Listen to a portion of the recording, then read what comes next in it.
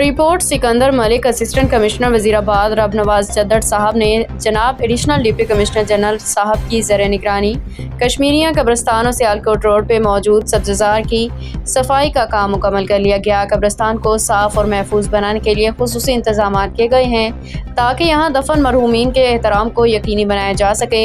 इसके अलावा सियालकोट रोड पर सब्ज़ारों की सफाई और देखभाल का काम भी तेज़ी से जारी, ताकि शहर को सरसब्ज़ शादाब बनाया जा सके, आवाम को एक साफ सुथरा खूबसूरत माहौल फराहम किया जा सके।